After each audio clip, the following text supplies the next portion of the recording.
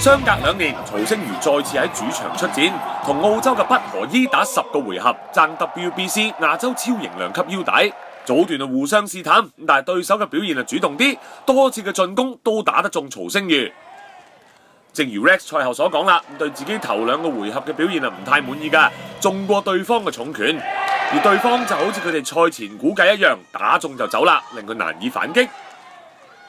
但係喺佢調整之後，到第3個回合開始搶翻優勢。完成3回合之後，賽會公佈2個人喺點數上暫時打和。之後 Rex 嘅優勢就越嚟越明顯啦。對手係澳洲嘅前奧運代表嚟㗎，經驗豐富，睇到佢嘅步伐相當之靈活㗎。但係33歲，比 Rex 大5年，體能上多少有啲輸蝕。到後段仲多次攬住 Rex 以避免被打中。Rex 就越戰越勇啦，到第7個回合，先後3次將對手打到跌低。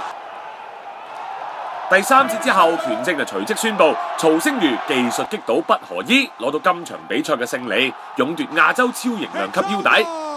2年之前 ，Rex 喺香港攞到自己第9場嘅勝仗，2年之後，佢喺呢一度將連勝場數推到18場。佢話喺自己嘅家比賽感覺分外特別。其實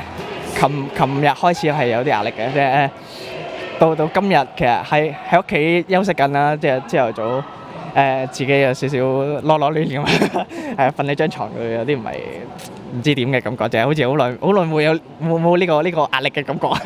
係跟住但係嚟到會場嘅時候就開始去投入翻個比賽，跟住壓力就開始變動力去做好自己嘅準備去預備比賽。頭嗰2個回合開始咧就因為對手嘅步伐係好靈活啦，佢就會採取先攻擊，跟住就用步伐去避開我嘅打法去搶分啦。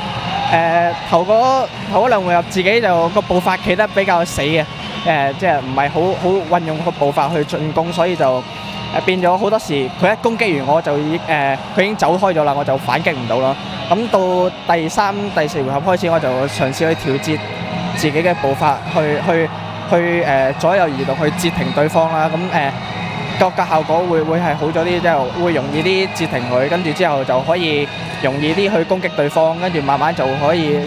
打中佢多啲，然後就再加自己嘅威力落去，跟住到最後就可以擊到佢咯。完成呢一場比賽之後，曹星如可以休息一陣，但係亦都唔可以唞太耐啦，因為預計11月又有比賽。至於11月嘅比賽會喺香港定還是澳門打呢？就要視乎安排啦，仲未有定案嘅。而嗰一場暫時都未會挑戰世界冠軍住。HK Online TV Sports 記者吳家謙報道。